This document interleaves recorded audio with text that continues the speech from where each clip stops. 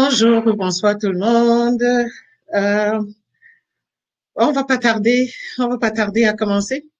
Parce que comme je dis souvent, quand on enregistre ces sessions, c'est très important de commencer à temps pour qu'il n'y ait pas des vides dans l'enregistrement et qu'il n'y ait pas des silences dans l'enregistrement.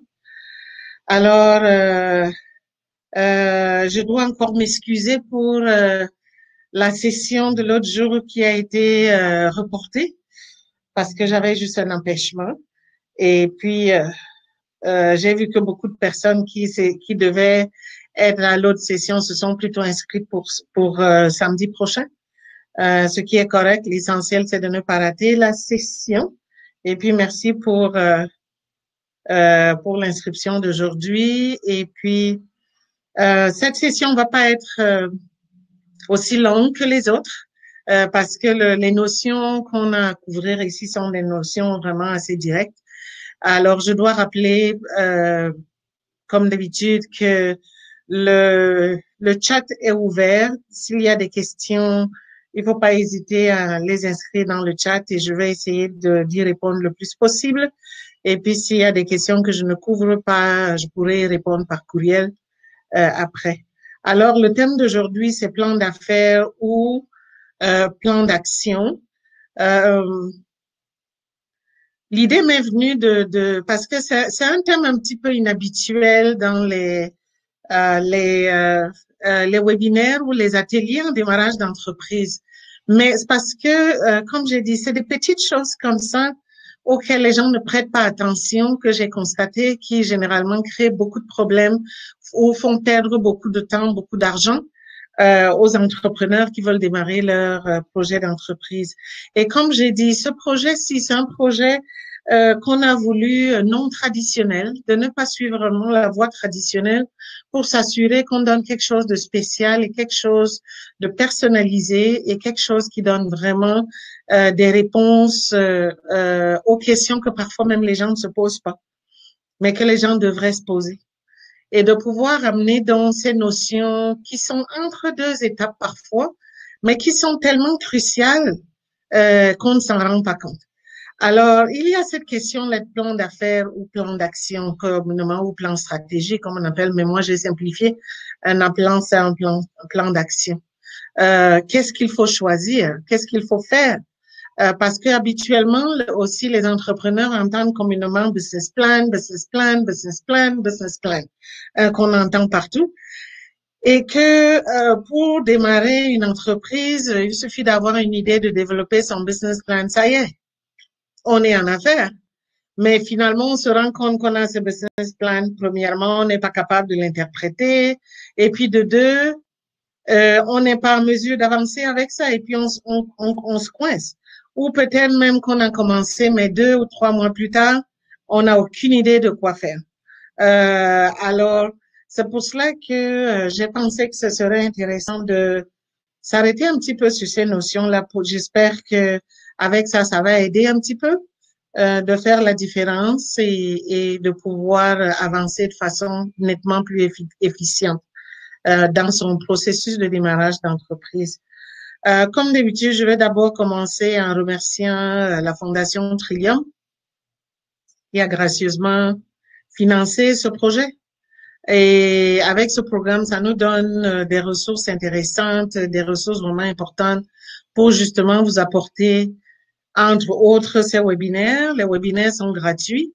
Et puis, mais il y a quand même d'autres activités dans ce programme-là qu'on offre et qu'on encourage tout le monde à devoir. Il faut vraiment profiter de ces activités-là. Les alliances stratégiques qu'on développe avec d'autres groupes peuvent vous donner accès à des réseaux d'entrepreneurs, des conseils gratuits et personnalisés, un accompagnement vraiment sur mesure pendant tout le processus, que vous soyez à une période où vous n'avez pas d'idée, où vous avez plusieurs idées, vous savez pas par où commencer, ou vous avez une idée et puis vous avez déjà démarré, et puis maintenant vous avez besoin d'aide à n'importe quel niveau là. On peut toujours vous aider et on peut toujours intervenir. On est vraiment là pour offrir cet accompagnement. Et j'encourage toujours vraiment tout le monde, que ce soit vous-même ou des gens que vous connaissez, n'hésitez pas à nous les envoyer. Bien sûr, il y a beaucoup de promotions, il y a vraiment beaucoup d'outils et de plateformes qu'on va sortir bientôt. C'est vrai que le Covid le confinement, le Covid a un petit peu changé les choses, retardé certaines choses parce que ce webinaire-ci, par exemple, c'est un webinaire qui était supposé être un atelier physique au bureau, mais on le fait sous forme de webinaire parce que le Covid, mais quelque part, ben, c'est peut-être pas mauvais parce que peut-être de façon physique, ça aurait été impossible de pouvoir être ici. Donc, pour le webinaire, c'est correct. Mais il y a d'autres activités comme le marché mensuel qu'on va commencer à tenir au Living Arts Center pour les entrepreneurs de présenter leurs produits ou leurs services. On avait fait un test en décembre avec le marché de Noël qui a été très, très bien puisqu'il y avait 37 entrepreneurs qui avaient exposé. Donc, on se dit que ça va vraiment être quelque chose de spécial et puis de génial à devoir recommencer. On devait commencer au mois d'août, mais le fait qu'on n'a pas levé le confinement dans la région de Peel et il y a encore des restrictions, donc on va commencer au mois de septembre, espérons que d'ici là, ils vont lever le stage 3 du confinement.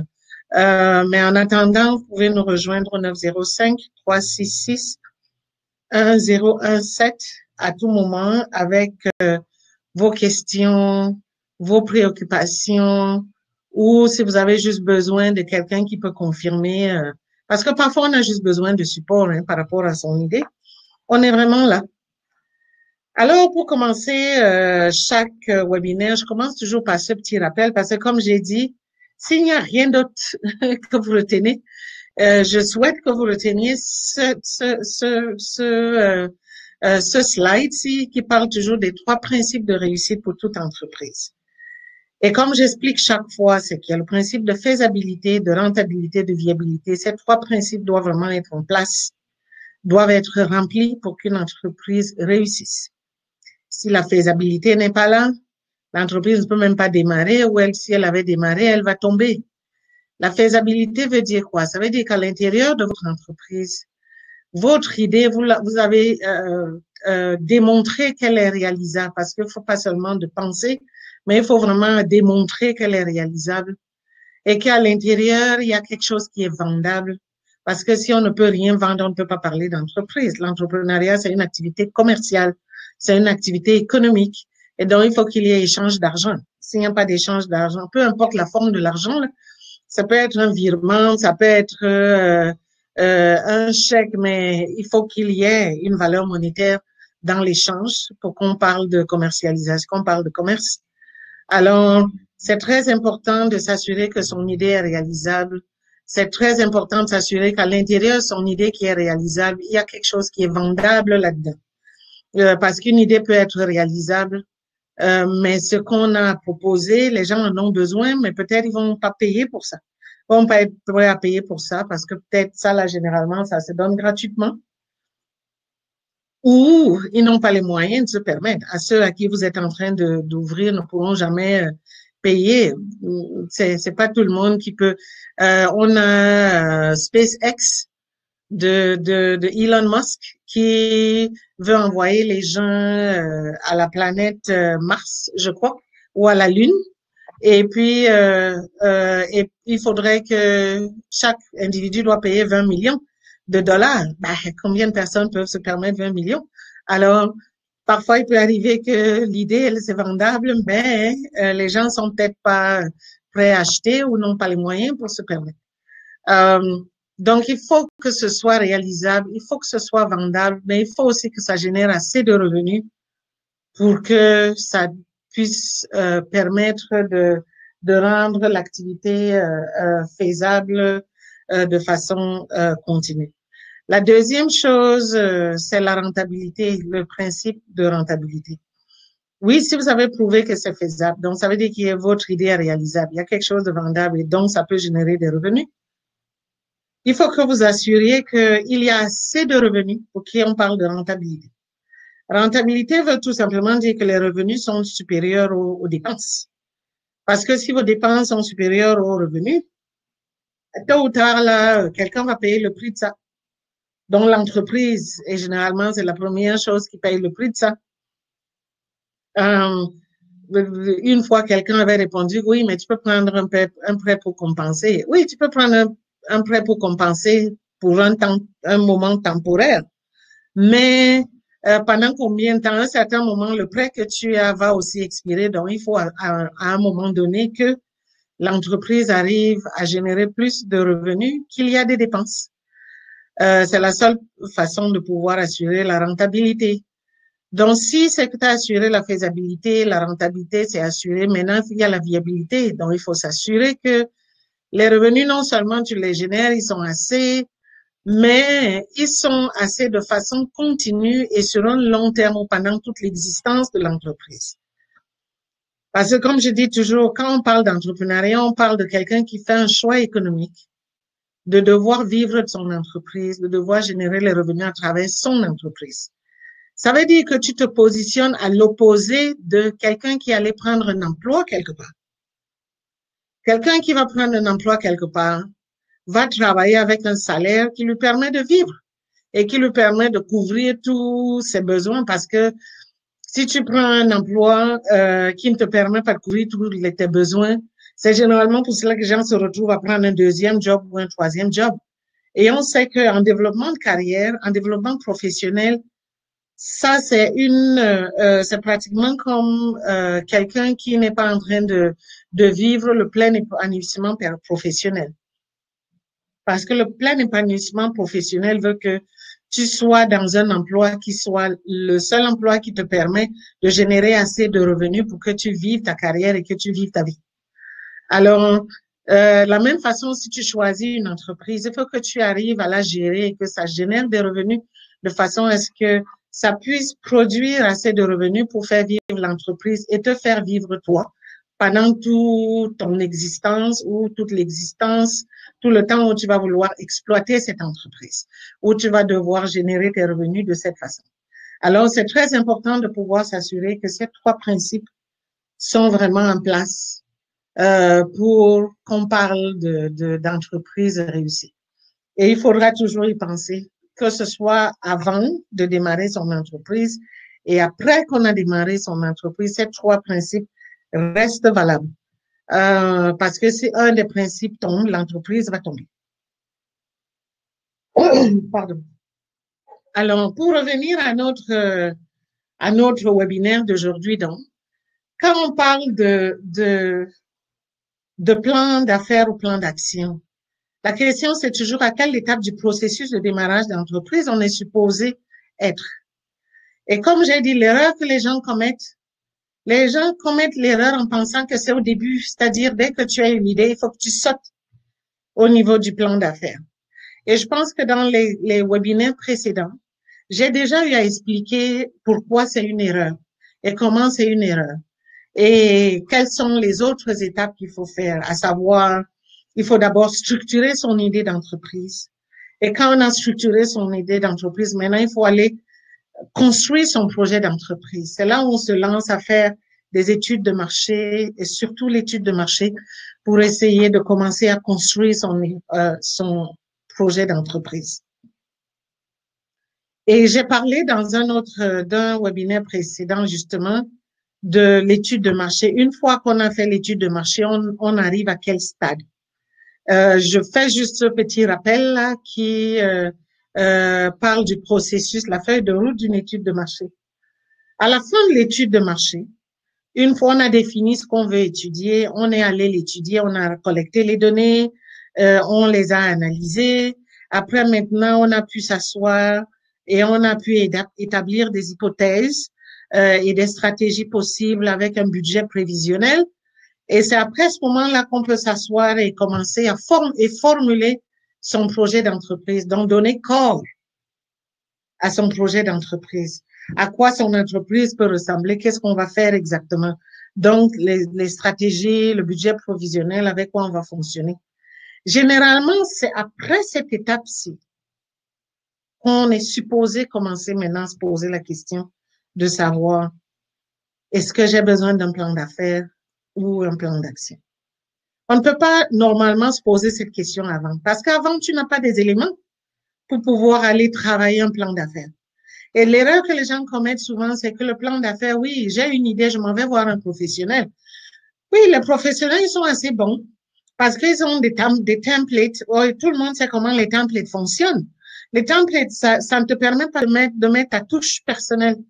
Ça ne permet pas de personnaliser vraiment parfois ou bien de personnaliser complètement ce que tu veux faire. Parfois, tu es obligé de prendre les couleurs que tu trouves. Parfois, tu es obligé de prendre la pagination telle que tu l'as trouvée. Parfois, tu es obligé de prendre le nombre, l'espace, le cadre qui te permet de mettre peut-être 150 mots. Et si toi, tu avais 300 mots, tu peux pas les mettre. Et c'est vraiment le même esprit qu'il y a dans le geste que les entrepreneurs posent souvent, qui est j'ai une idée et je m'en vais voir un consultant qui va me développer un plan d'affaires. Je m'en vais payer quelqu'un qui va me développer un plan d'affaires. Parce qu'il y a vraiment beaucoup d'éléments à considérer, comme j'avais expliqué dans les autres webinaires. Si vous les avez ratés, il faut aller les réécouter. Il y a beaucoup d'éléments à considérer pour pouvoir arriver à établir un plan d'affaires. Parce qu'un plan d'affaires doit aller répondre à des besoins spécifiques par rapport au lecteur. Dépendamment du lecteur à qui tu t'adresses, il y a une certaine information qui doit être là-dedans. Et cette information-là, généralement, c'est pas une information qui doit être imaginée. C'est une information qui doit être vérifiée et une information qui doit être choisie et décidée en fonction de ce qu'on veut vraiment faire.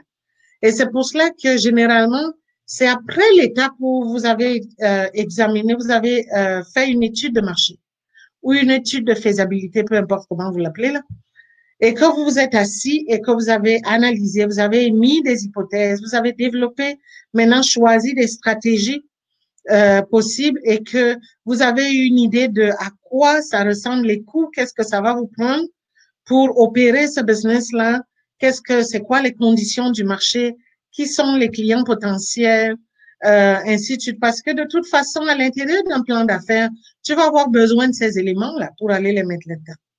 Et parfois, les gens ne comprennent pas pourquoi tu vas voir un banquier, tu présentes un plan d'affaires, il te rejette. Parce que eux, ils sont assez expérimentés. Ils sont capables de lire entre les lignes, de savoir que ça a un sens ou ça n'a pas un sens.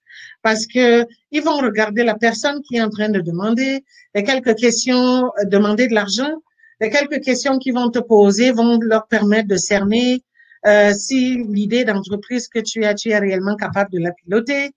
Parce que, comme je dis souvent, demander le financement ou demander un prêt, c'est pas une action de charité, c'est pas une œuvre de charité. C'est un investissement qu'un banquier fait sur toi, qu'un investisseur fait sur toi, qu'un fournisseur fait sur toi.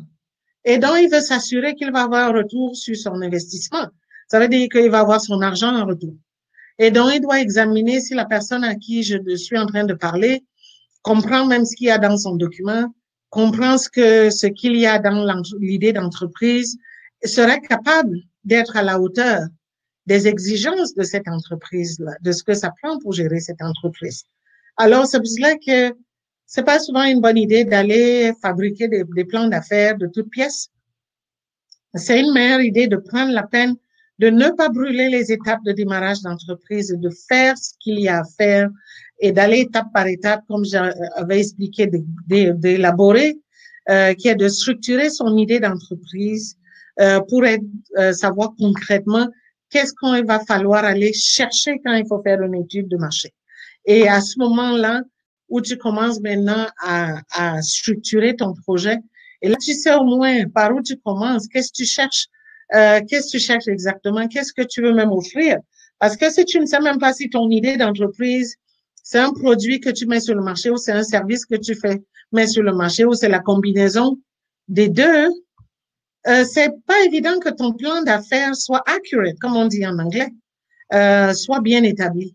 Alors, c'est pour cela que c'est très important de pouvoir se poser la question du plan d'affaires à la bonne place, au bon moment. Donc, on est à un stade où tu as passé du temps à définir s'il y a un business dans ton idée d'entreprise. C'était l'étape de l'élaboration de ton idée d'entreprise. Après, maintenant, tu as passé du temps à regarder si ton projet d'entreprise, tu vas devoir l'exploiter à la maison, à évaluer si c'est à la maison, si tu peux le faire à la maison, il va falloir que tu sois à l'extérieur. On a eu à examiner comment tu fais une étude de marché et dans quel cadre il faut que tu te lances dans une étude de marché. Maintenant, tu as complété une étude de marché, ton étude de marché, tu as pu sélectionner des stratégies, mettre en place, tu as déjà identifié, pardon, des stratégies, tu as établi les hypothèses de lancement et de gestion de ton entreprise, tu as une idée de ce que ça va te prendre comme argent, et maintenant tu as finalement formulé exactement ta proposition, c'est-à-dire quelle est réellement maintenant l'entreprise que tu vas mettre et tout ce que ça prend à l'intérieur. Et par rapport donc à tout ce que ça prend à l'intérieur, c'est là où tu vas te poser la question de savoir euh, est-ce que c'est un plan d'affaires qu'il me faut ou c'est un plan d'action? Parce que ça voudrait dire qu'à ce stade-là, tu as déjà en place un processus clair, clairement défini. Le processus de la gestion de ton entreprise, le lancement et la gestion de ton entreprise. Tu as fait des choix qui sont bien informés, donc c'est pas des choix en l'air. Comme je disais dans un autre webinaire, c'est pas le genre de choix où tu as une idée parce que tu as trouvé 2, 3 personnes qui sont déjà prêtes à acheter. Ce que tu te dis, ça y est, je me lance. Mais sans savoir si après là, quel est même le genre de tarification que tu dois réellement mettre en place? Est-ce que la tarification répond à des normes de tes besoins même personnels et les besoins de l'entreprise? Donc, est-ce que tu vas générer assez d'argent là-dedans pour que ton entreprise soit rentable? Est-ce que même les 3 premiers clients que tu as, si tu dois passer 2 ou 3 jours à devoir leur fournir le service, est-ce que tu rentres assez d'argent qui est à la hauteur du temps que tu es en train de mettre ou à la hauteur de la valeur de ton produit, et ainsi de suite? C'est souvent ces questions-là. Et puis aussi, même si tu as un service que tu dois mettre en place, est-ce que tu as une idée de la meilleure, quel est le meilleur service à la clientèle que tu dois mettre en place? Comment tu dois réellement servir tes clients? Est-ce qu'il te faut un service après-vente ou non par rapport au type de produit ou de service que tu es en train de mettre en place? Est-ce que même ton système de facturation, est-ce qu'il faudrait que ça soit, est-ce que les gens doivent payer cash ou ce service-là, il faut que les gens payent par carte de crédit? Et s'il faut donc que les gens payent, est-ce que tu as prévu un système pour prendre des paiements par carte de crédit? Et s'il n'y a pas de carte de débit, de crédit, est-ce que tu as des cartes un système qui prend le paiement par débit? Est-ce que tu as un système qui fait peut-être un virement, qui accepte des virements bancaires? Ainsi de suite. C'est tout ce genre de petites questions que généralement les gens qui se lancent juste comme ça en l'air ne se posent pas et se retrouvent coincés. Parfois, il y a peut-être que oui, j'avais 3 clients, mais arrivé là subitement, le client ne peut pas payer par cash parce que pour eux là, il faut que tu leur donnes une facture. Mais toi, tu as fini de livrer la marchandise ou tu as fini peut-être même d'offrir le service. Et là, c'est là que tu réalises que oh boum. Euh, avec ces gens-là, en fait, il faut une facture et eux, ils vont payer. Personne ne te paye par cash. Et du coup, là, t'es coincé. Tu sais pas quoi faire. Et là, maintenant, c'est là où tu commences à te casser la tête d'aller chercher qui va pouvoir te donner un système de paiement. Et là, il se trouve que pour avoir un système de paiement, peut-être il faut remplir un record de crédit et ton record de crédit n'est pas bon. Et puis, ou alors, ainsi de suite, ainsi de suite. C'est souvent ce genre de scénario que les entrepreneurs rencontrent quand ils se lancent sans bien se préparer et quand ils se lancent sans voir réellement qu'est-ce que ça prend pour gérer ce business. Dans quel business je me lance? C'est quoi les clients? Qu'est-ce qu'ils demandent? Ainsi de suite, ainsi de suite, ainsi de suite. Donc, ça suppose qu'à ce stade, si tu as un processus clairement établi, comme j'ai dit, tu as des choix qui ont été faits sur une base informée, pas sur une base imaginaire, et aussi tes actions que tu vas devoir prendre vont être des actions pratiques parce elles seront définies sur de l'information que tu es allé vérifier, un marché que tu as étudié et que tu as vérifié. Donc, c'est à ce stade-là. Généralement, c'est à ce moment-là qu'on se pose donc la question de savoir, ben, est-ce qu'il me faut un plan d'affaires donc à ce stade sur un plan d'action? Alors, pour répondre à cette question-là, parfois, c'est très difficile au début de répondre directement parce que, comme je dis souvent, l'entrepreneuriat, c'est justement du cas par cas. Et c'est ce que je vais démontrer. Pourquoi? Personne ne peut te dire à l'avance qu'il te faudra un plan d'action ou il faudra un plan d'affaires. Parce que tout doit partir de ce que tu as trouvé, comme j'ai dit, de ton étude de marché et de ce que ça t'a développé comme proposition concrète pour ton entreprise.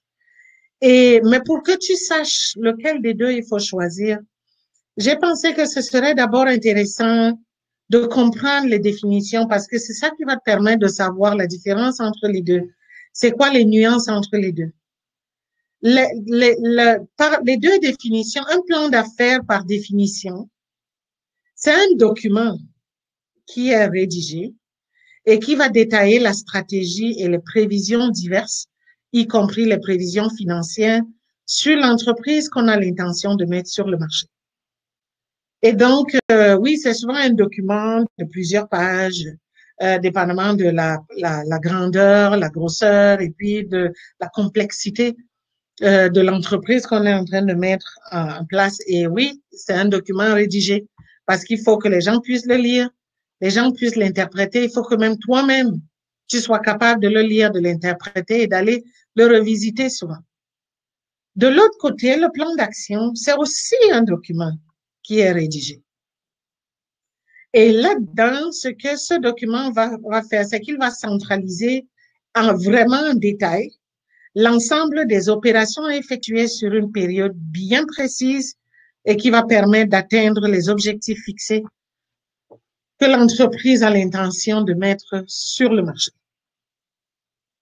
Et donc, a priori, là, oui, on peut voir, il y a deux documents. Oui, a priori, ça a des détails. On peut se dire que bon, c'est peut-être les mêmes détails, mais quand on commence à regarder de très près, on se rend compte qu'il y a vraiment deux orientations différentes, même en partant de la définition. Le plan d'affaires, comme je disais, donc par définition, a pour objectif de donner au lecteur une vision de l'entreprise et l'assurance qu'elle se base sur des prévisions et données solides et dont on peut y faire affaire en toute confiance.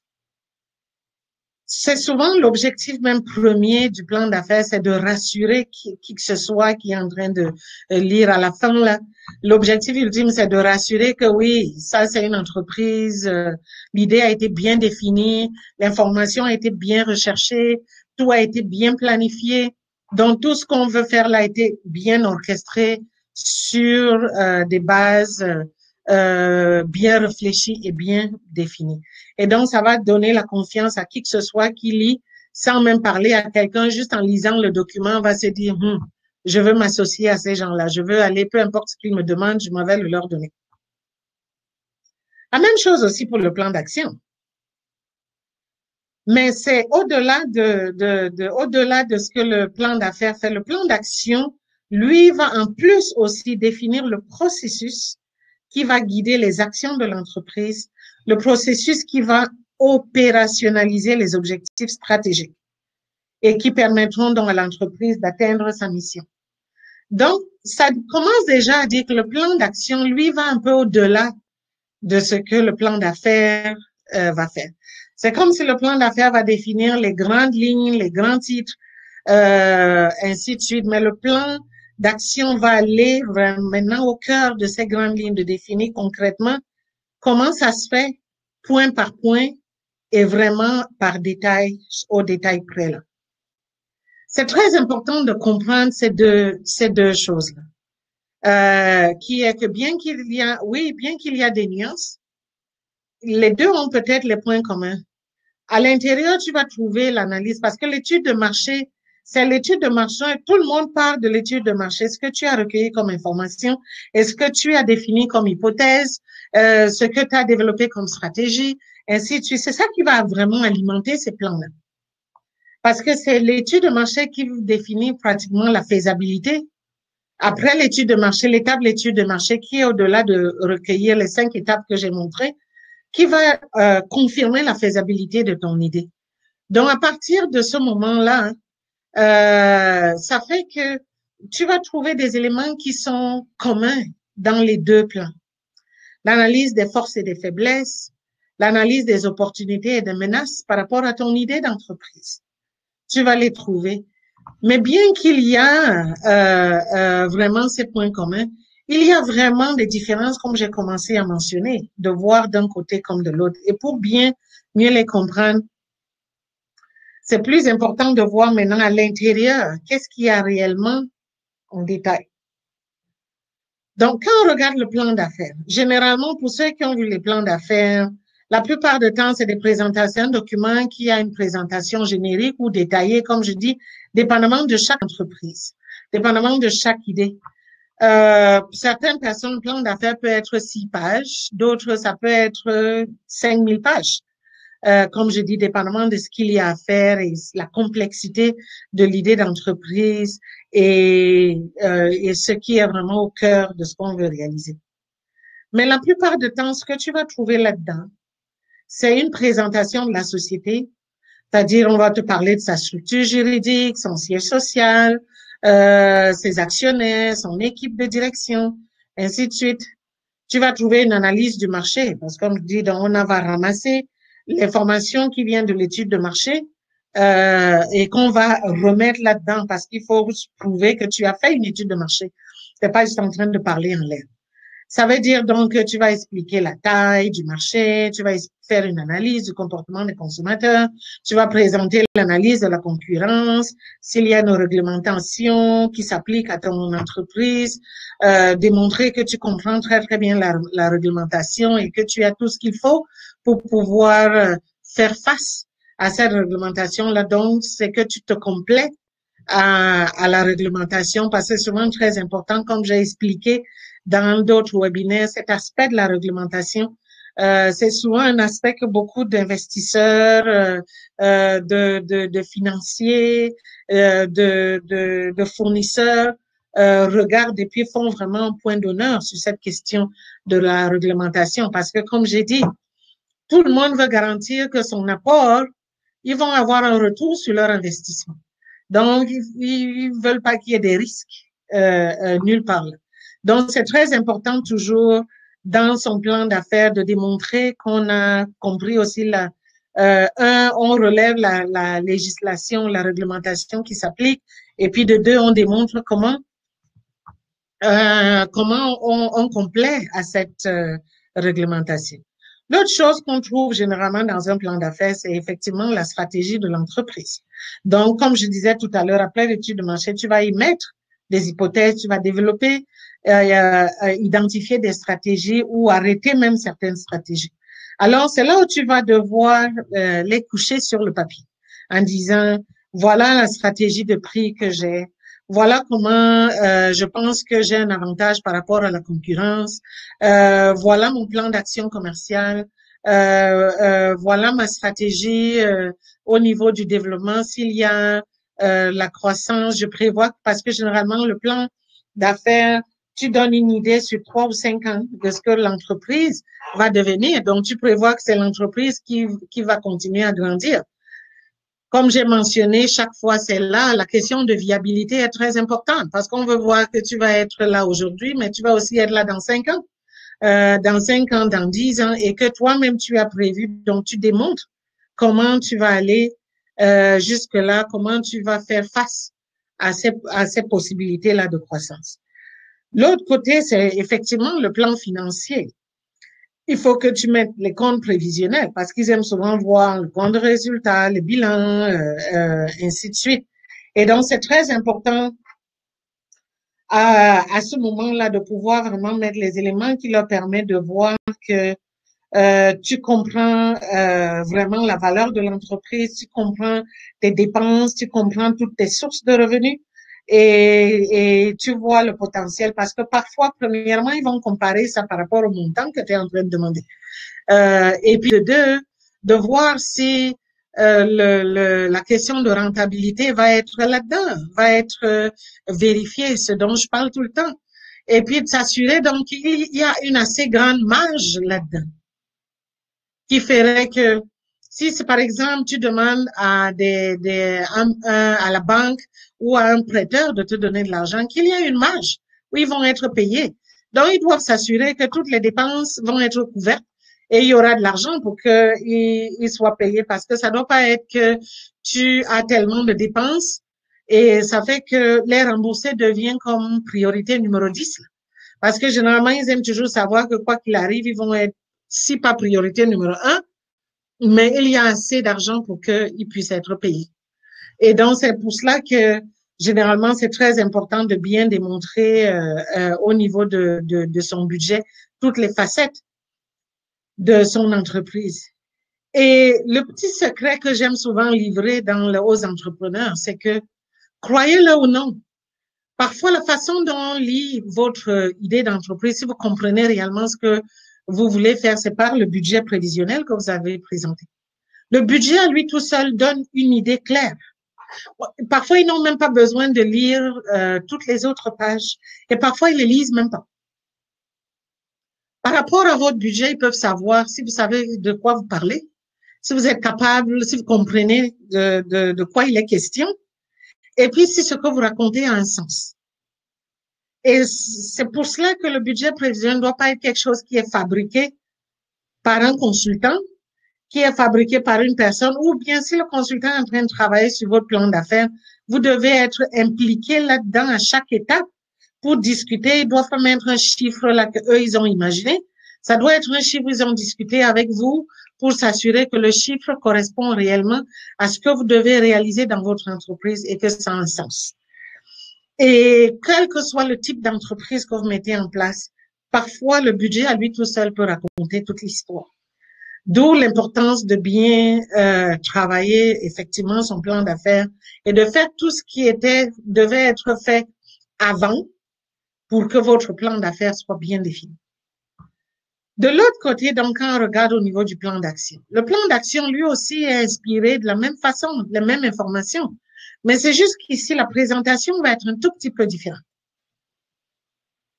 Dans le plan d'affaires, la plupart du temps, c'est pratiquement comme une narration. On est en train de faire comme une dissertation, la narration.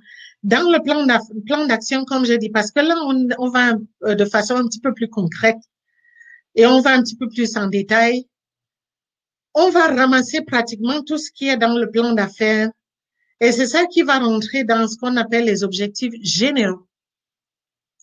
Et maintenant, le vrai travail de développer le plan d'action va partir de là. À partir des objectifs généraux maintenant, vous allez devoir définir au détail tout ce qui est dedans. Et c'est ça qui va devenir les objectifs spécifiques. Et vous allez vraiment prendre point par point par point et détailler comme ça. Vous allez mettre les objectifs mesurables. Vous allez mettre les moyens ou actions à prendre pour atteindre ces objectifs. Quand bien même, comme j'ai dit au niveau du plan d'affaires, vous êtes en train de définir les stratégies. Mais dans le plan d'action, ça va être maintenant les actions concrètes pour que la stratégie soit opérationnalisée, comme j'ai dit. C'est une chose de dire que, par exemple, c'est une chose de dire que je veux aller en vacances l'année prochaine, je veux faire le tour de 5 pays l'année prochaine, par exemple. Et que l'objectif, c'est que je veux faire 5 pays, peut-être en Asie et en Europe, c'est ça. Et que pour y aller, je veux le faire à travers une croisière, à travers un bateau. Et c'est généralement parfois ce que le plan d'affaires va faire, va définir ça comme ça. Mais maintenant, le plan d'action va devoir ramasser cet objectif-là. Et maintenant, commencer à définir spécifiquement, ça veut dire quoi? Visiter 5 pays, lesquels? Qu'est-ce que ça prend pour que tu visites 5 pays? C'est d'abord lesquels? Sur base de quoi? Et puis, c'est quoi les moyens ou actions à prendre pour pouvoir y arriver? Et puis, le calendrier qui doit correspondre à ça, là, parce que il faut tenir en compte plusieurs choses pour pouvoir agencer un calendrier. Est-ce que au moment où toi tu veux prendre la croisière, est-ce que c'est à ce moment-là que, bon, supposons, tu travailles, est-ce que c'est à ce moment-là que tu as tes vacances? Sinon, alors, quelle incidence ça va avoir sur ton travail? Est-ce que tu dois faire d'autres arrangements? Le fait que tu dois voyager? Ainsi de suite, ainsi de suite. Qu'est-ce que ça va prendre en termes de coûts, en termes de toutes sortes de détails qui vont découler de ça. Et donc, le calendrier va devoir être bien précis pour chaque action qui est reliée à l'objectif général qui est faire un voyage sur 5 pays. Et de la même façon, ça va exactement de la même façon pour une entreprise. Tu décides que je veux lancer une entreprise qui, par exemple, comme je dis, j'ai créé ma recette de biscuits et puis je veux lancer mon entreprise de vente de ces biscuits-là. Et tu pars de là.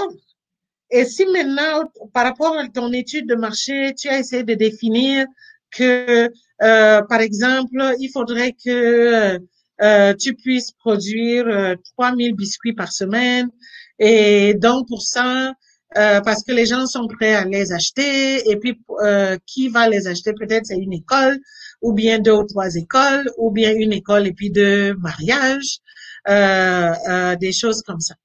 Mais maintenant, ça va devenir, ça va revenir à toi maintenant de t'asseoir dans le plan d'action, de prendre objectif 1, qui est produire 3000 biscuits par semaine. Qu'est-ce que ça prend maintenant en termes spécifiquement? Ça prend d'avoir un four, ça prend d'avoir tous les ingrédients, ça prend d'avoir X, Y, Z.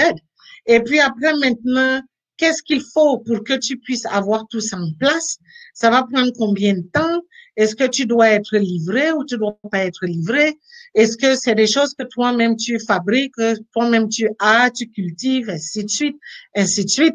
Et puis maintenant, par rapport au prix, par rapport à faire savoir à ces écoles-là, oui, tu as identifié que c'est les écoles qui peuvent peut-être acheter tes biscuits maintenant, ça devient c'est un objectif général. Après, tu le ramènes à un objectif spécifique maintenant. Quelle école? Comment ça prend? Quelle école il y a dans mon coin? Comment ça prend? À qui il faut parler? Et quand est-ce qu'il faut les rejoindre? Maintenant, on est au mois de juillet. Toutes les écoles sont fermées. C'est peut-être pas le moment. Et puis, est-ce que même c'est les écoles qui prennent une décision ou ce genre de choses? Faut parler au conseil scolaire. Et c'est le conseil scolaire qui donne l'autorisation. Ainsi de suite, ainsi de suite. C'est souvent ça, ce genre de détails qu'il y a. Et c'est le plan d'action qui va te permettre de définir toutes ces choses-là au détail, pratiquement au détail près, qui te permet de savoir quoi faire le moment venu. Alors, comme je dis, donc tu vas définir les objectifs généraux, tu vas définir les objectifs spécifiques, tu vas définir les moyens, les actions que tu vas devoir entreprendre là pour atteindre ces objectifs. Il va falloir que tu fixes le calendrier parce que c'est fou comme quand on rate une date importante à laquelle on n'a pas prêté attention. Ça peut faire perdre tout un inventaire. Ça peut faire perdre tout un paiement. Ça peut faire perdre tout un cycle de production.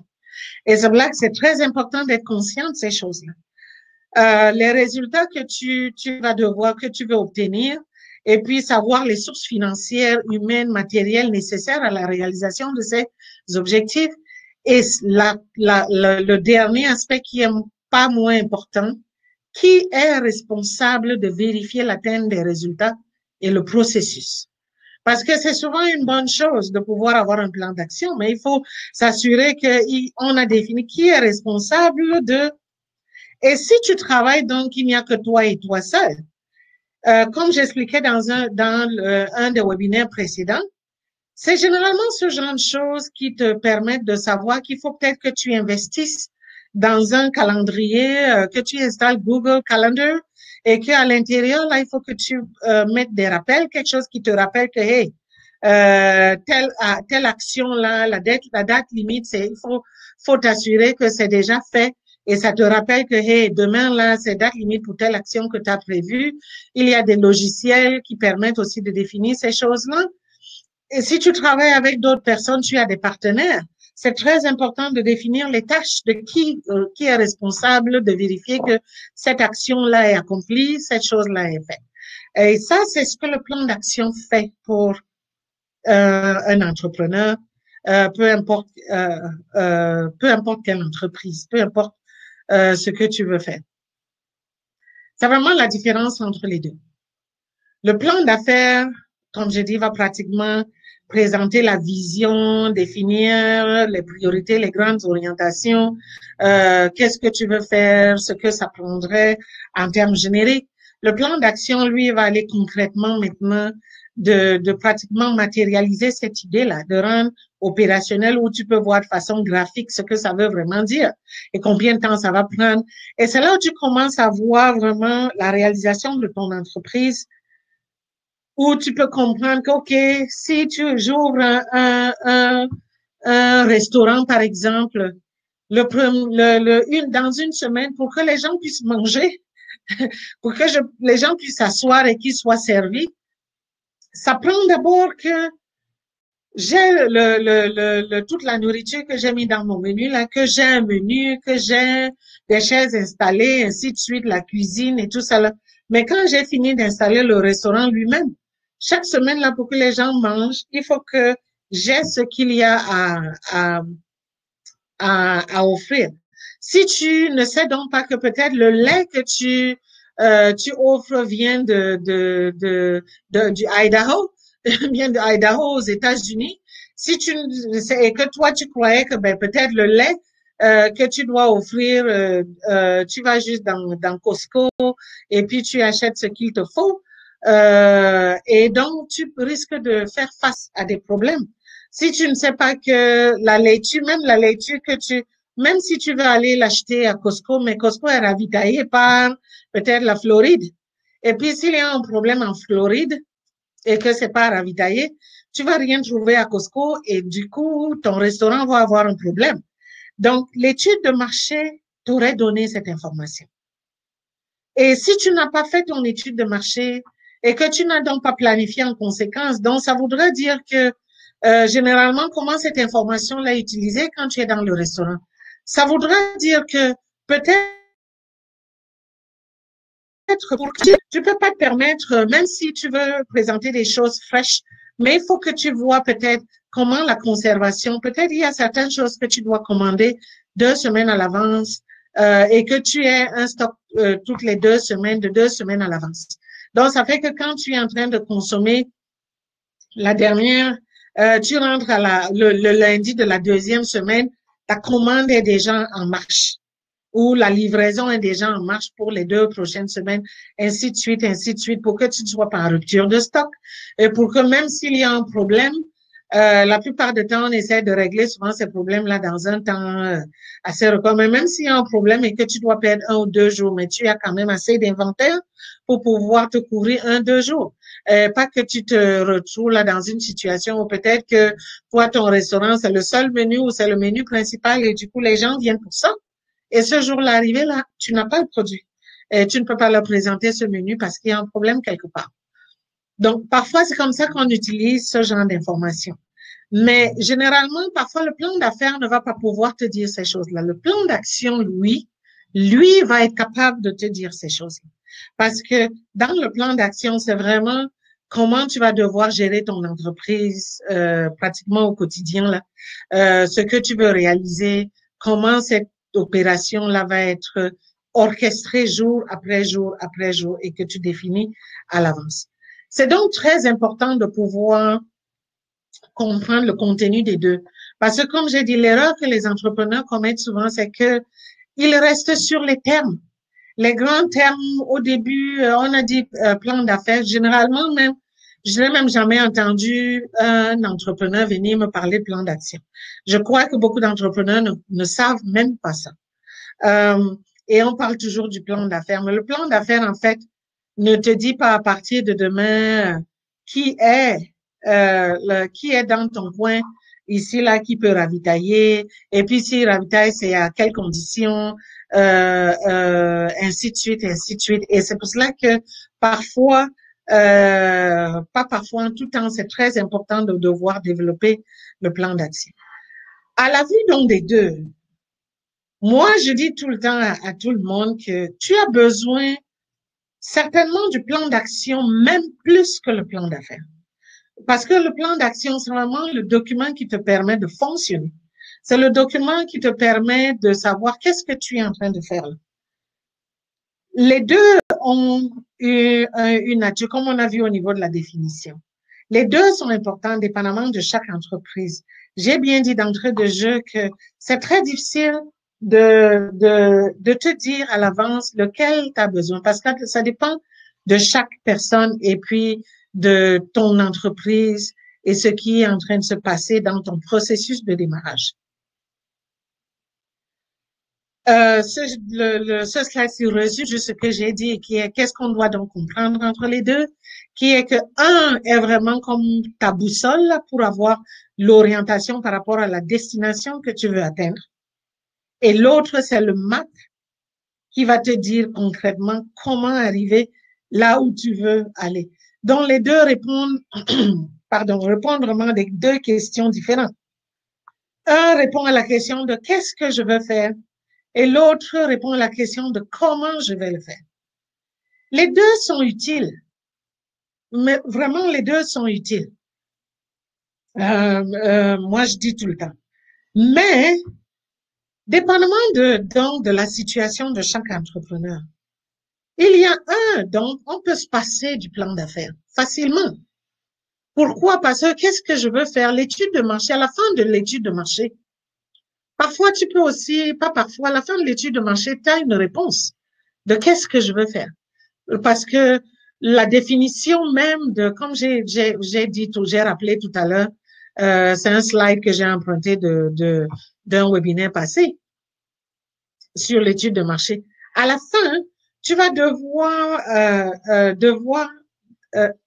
vraiment dessiner la proposition pour ton entreprise. À l'intérieur, tu vas devoir définir tout ce qu'il y a à définir. Tu vas parler, tu vas comprendre le contexte dans lequel tu es en train de lancer ton entreprise.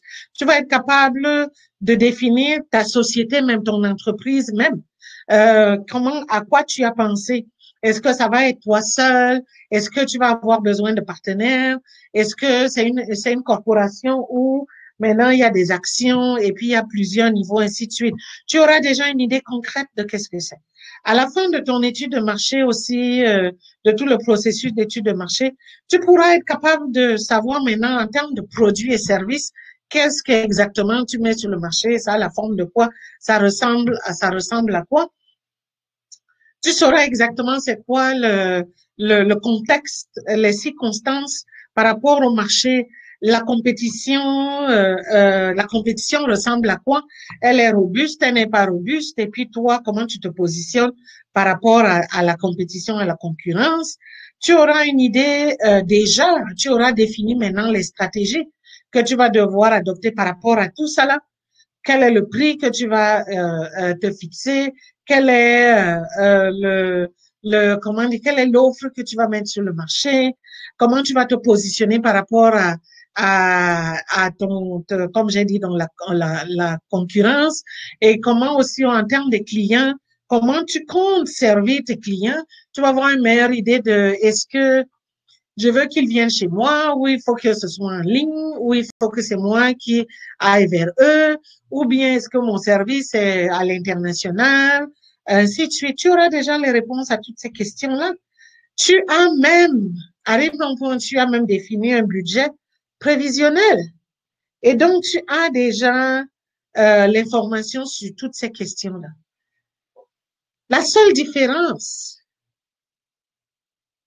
c'est que tu n'as pas à ce moment-là comment tu vas le faire concrètement. D'où, moi, je dis souvent aux entrepreneurs je ne suis pas là pour pouvoir vous dire lequel des deux il faut choisir, mais parce que c'est du travail quand même, parce qu'on a besoin des deux. Est-ce que tu vas passer du temps à développer un plan d'affaires, ensuite développer un plan d'action, parce que des deux, là, tu ne peux pas te passer du plan d'action. Il faut que tu en développes un, que tu le veux ou non. Parfois, on peut développer un global ou parfois, on va les développer séparément. Parfois, les gens développent un plan d'action séparé juste sur le plan commercial. Parfois, on développe un plan d'action sur le plan des ressources humaines séparément. Parfois, on développe l'autre plan d'action sur le plan opérationnel séparément. Différentes choses. Et après, on combine pour que ça donne un plan d'action global pour toute l'entreprise. Mais, que tu le veux ou non, tu vas devoir développer ton plan d'action. Et donc, la question de savoir si tu n'as pas besoin de plan d'affaires, pourquoi perdre le temps à développer un plan d'affaires? Pourquoi ne pas aller directement à te consacrer plutôt ton temps à développer le plan d'action? Parce que de toute façon, c'est de ça que tu vas avoir plus besoin pour opérer au quotidien. D'où l'importance d'attirer l'attention sur ça. La question même souvent, alors, c'est de comment savoir lequel faire en priorité ou si on a besoin des deux. Il y a plusieurs façons, mais c'est vrai que la question primordiale qui détermine si souvent tu as besoin des deux, c'est est-ce que tu as besoin d'un investisseur, tu as besoin d'aller prêter de l'argent, emprunter de l'argent. Euh, et puis, est-ce que les fournisseurs te demandent un plan d'affaires? Parce qu'il y a certains fournisseurs, si tu veux des lignes de crédit dans le sens où tu veux qu'ils te fournissent et puis tu vas payer plus tard, parfois ils peuvent exiger de voir ton plan d'affaires avant de voir s'ils doivent te faire confiance et puis si ça vaut la peine de te donner cette marche davantage. Et donc, c'est généralement les questions de base qui te permettent de savoir si ça vaut la peine de te casser la tête de faire un plan d'affaires. Mais aussi, il y a d'autres petites questions aussi, au-delà de la question financière, il y a aussi quelques petites questions qui permettent de savoir si tu as besoin de l'un ou l'autre, ou tu as besoin des deux à la fois. La première question, c'est toujours qu'est-ce que je voudrais faire? Qu'est-ce que tu vas faire avec? C'est la question que tu dois te poser. Pardon. De quoi tu as besoin à ce stade-ci? Qu'est-ce que tu es en train de faire dans ton entreprise? Tu es arrivé à ce stade-là. Qu'est-ce qu'il te faut? C'est quoi les prochaines actions? C'est ça qui détermine s'il faut que tu définisses un plan d'affaires ou tu ignores, tu vas directement au niveau de ton plan d'action. L'autre question, c'est est-ce que j'ai tout ce qu'il me faut? Sinon, est-ce que j'ai besoin d'aide pour le faire? J'avais expliqué, par exemple, de façon un peu générique dans un autre webinaire, mais on va revenir là-dessus quand il va être question du webinaire de type d'entreprise, où j'expliquais de façon générique que parfois on peut partir avec une idée d'entreprise, mais à cause de la situation, de ce qu'on a trouvé sur le marché, quand on faisait l'étude de marché, et il se trouve que tu dois peut-être incorporer et puis ouvrir des parts dans l'entreprise. Et à cause de ça, il faudrait donc que tu ailles chercher des investisseurs et le genre d'investisseur que tu vas chercher, c'est quelqu'un qui va venir à l'intérieur de ton entreprise et qui va devenir l'autre personne qui est copropriétaire de ton entreprise. Et à ce moment-là, cette personne ne va pas venir si tu présentes un plan d'affaires. Ça va de soi. Il arrive parfois aussi que, au fur et à mesure qu'on avance, c'est là où on se rend compte que, tout seul là ou toute seule là, je vais peut-être pas y arriver. Vaut mieux que j'implique d'autres personnes. Faut que ça soit une entreprise familiale pour X, Y raison. Il y a même souvent pour des questions comment dire, des questions de crédit, par exemple, de rapport de crédit, qui est que la personne qui a l'idée qui veut démarrer, son crédit est mauvais. Et donc, ça ne va jamais lui ouvrir la porte nulle part, même quand tu veux m'appliquer pour avoir un système, une machine pour recevoir les paiements par carte de crédit, on te bloque. Et là, c'est peut-être plus facile que ton conjoint, qui peut-être a un meilleur crédit, vienne à l'intérieur. Et du coup, l'entreprise qui initialement était une entreprise individuelle devient une entreprise familiale et donc, pardon, qui devient une entreprise en nom commun. Et donc, à partir de ce moment-là, oui, tu es en train d'évoluer. Jusque-là, tout allait bien, et ainsi de suite, et tu te heurtes à quelque chose ou à travers ton étude de marché, tu as réalisé que il y aura un problème là au moment où tu vas devoir faire ton application pour la machine pour recevoir les paiements. Et donc, vaut mieux que tu impliques ton conjoint là-dedans. Et à partir de là, ça devient complètement autre chose. Peut-être que c'est pas ton conjoint, mais c'est peut-être que c'est un collègue et que c'est des gens qui vont t'exiger un plan d'affaires. Et donc, Ça, c'est aussi une des raisons pour lesquelles peut-être quelque chose peut changer au fil ou de temps où tu es en train d'avancer, où tu réalises que tu vas avoir besoin d'aide à un moment. Et parfois, en fonction du type d'aide, il y a certaines aides où, avant qu'ils ne puissent t'appuyer, ils vont dire, je veux voir ton plan d'affaires. Là, tu vas devoir faire un plan d'affaires. L'autre question, je me suis dit, il y a un déplacement là au niveau du texte. Suis-je équipé pour faire face à la demande et combattre la concurrence? Peut-être que c'est des gros équipements qu'il va te falloir et que pour ça, tu veux peut-être aller les prendre à crédit dans un magasin, ainsi de suite, ou il faut que tu aies une entente avec un partenaire et puis pour ça, ils veulent voir ton plan d'affaires. Euh, Ai-je besoin de partenaires ou d'investisseurs? C'est ce que je suis en train de répéter. Ou dois-je prendre un prêt? Donc, comme vous pouvez voir, ça veut dire que le plan d'affaires, en fait, n'intervient que, on en a besoin que quand tu vas te retrouver dans une situation où il y a une personne externe, où il y a une circonstance externe qui a besoin d'avoir une idée de ce que tu es en train de prévoir dans ton entreprise ou de ce que tu es en train de planifier dans ton entreprise, ce que tu veux faire dans ton entreprise et qu'il va falloir que tu le leur expliques et qu'ils veulent pas l'écouter verbalement de toi ou bien ce que tu leur dis verbalement n'est pas assez et ils ont besoin de plus d'informations. Et c'est là que ce document-là devient important,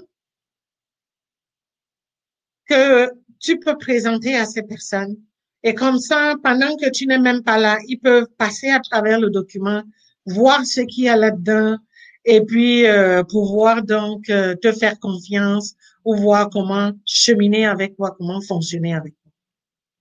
Mais si toutes les questions que j'ai posées là ou d'autres questions auxquelles toi-même tu peux penser, si toutes ces questions-là deviennent non, tu peux démarrer après ton étude de marché, tout ce que tu as défini, tu as tout ce qu'il te faut, tu es prêt à démarrer, tu peux financer ton activité toi-même, tu sais où sont tes clients, non, tu sais le type de client que tu dois aller chercher. T'as pas besoin d'aller t'encombrer avec un plan d'affaires. Il faut plutôt que tu mettes ton temps à développer un plan d'action immédiatement et commencer donc à voir qu'est-ce que tu peux faire, comment tu vas devoir le faire et à partir de quoi et qu'est-ce que ça va prendre pour que tu le fasses, ainsi de suite. Et comme ça, tu vas dans le vif du sujet. Parce que là, tu es en phase de planification, tu commences à planifier ton lancement, là. Parce que là, tu es dans le vif du sujet du démarrage et la phase pratiquement finale du démarrage. Et il faut que tu ailles plus rapidement dans le feu de l'action. Et il n'y a rien à attendre, il n'y a pas à redéfinir les grandes lignes. Les grandes lignes, la fin de ton étude de marché, là, tu as déjà une idée des grandes lignes. Tu as pas une idée, tu as tes grandes lignes exactement. Qu'est-ce qui se passe là. Au moment où tu étais en train d'élaborer, élaborer ton idée d'entreprise, de structurer ton idée d'entreprise, tu as répondu aux pratiquement les 3 premières parties d'un plan d'affaires. Parce que comme je disais tout à l'heure, qu'est-ce qu'il y a souvent dans un plan d'affaires? Le document, tout plan d'affaires, dans le document, il y a une introduction qui est peut-être un résumé de quoi il est question à l'intérieur. Tu vas parler du contexte de l'environnement, l'entreprise, pourquoi, expliquer en termes génériques pourquoi, oui, cette entreprise, c'est une bonne idée, à quoi ça répond, patati patata, toutes ces histoires, pourquoi le contexte est propice, pourquoi l'environnement est propice pour ça et tout ça là. Ensuite, tu vas devoir expliquer c'est quoi l'entreprise elle-même. Elle sera comment tu l'envisages. Qu'est-ce qu'il y a là-dedans? C'est là où tu vas parler est-ce que tu es seul? Est-ce que tu as des partenaires? Est-ce que, ainsi de suite, ainsi de suite. Et après, tu vas détailler le produit ou service que tu es en train de mettre sur le marché. Tu vas expliquer à quoi ça ressemble et tu vas expliquer les conditions. Si c'est que tu as déjà testé, tu vas leur dire les résultats. Et après, tu vas expliquer comment tu as fait ton étude de marché. C'est quoi la méthodologie que tu as utilisée? Est-ce que c'était un focus group? Est-ce que c'était un sondage? Est-ce que tu as fait un prototype que tu as fait tester? Est-ce que c'est des échantillons que tu as développés, que tu as fait tester? Et quel est le résultat que ça a donné? Qu'est-ce que tu as trouvé sur la concurrence et comment toi-même tu vas te positionner par rapport à cette concurrence-là? Et ton positionnement va être sur la base de quoi? Tu vas te différencier sur quoi? Est-ce que tu vas te différencier sur le prix? Est-ce que tu vas te différencier sur ton service à la clientèle? Est-ce que tu vas te différencier sur le produit lui-même qui est différent de ce que les concurrents offrent? Est-ce que tu vas te différencier sur la quantité de ce que toi tu vas donner aux gens? Ainsi de suite, et sur quoi tu vas te différencier. Et après, tu vas devoir donner une idée de comment tu vas opérer. Est-ce que tu vas opérer de la maison ou tu vas prendre un bureau? Et puis, si c'est ça, dans quelles conditions et pourquoi? C'est quoi les raisons? Quel avantage commercial ça représente par rapport au business, à ton business? Et puis, à la fin, tu vas leur parler de l'argent. Qu'est-ce qu'il faut pour gérer le business? De quoi toi tu disposes déjà par rapport que ce soit les dépenses, que ce soit au niveau financier, matériel, et puis l'autre c'est quoi? Ressources humaines. C'est ça. Tu vas devoir présenter qu'est-ce qu'il faut, pourquoi tu as déterminé que c'est ça qu'il faut, comment tu as déterminé que c'est ça qu'il faut, et de quoi toi tu disposes déjà. Et qu'est-ce qui te manque? Et c'est parce qu'il te manque ça, c'est pour cela que tu es en train de leur demander de l'aide. C'est là que tu es en train de leur demander de l'appui, c'est ça. Mais comme je dis, toute cette information-là, c'est ça qui est souvent contenu dans le plan d'affaires. C'est vraiment un plan d'affaires que je viens de survoler. Mais cette information-là, tu l'as eu où? Tu l'as eu tout au long, quand tu étais en train de structurer ton idée d'entreprise, quand tu étais en train de construire ton projet d'entreprise. Et donc, tous ces éléments, est-ce que tu as encore besoin de passer le temps à aller coucher sur un document, prendre un document de 6 pages, de 20 pages, juste pour le fait de pouvoir l'avoir là?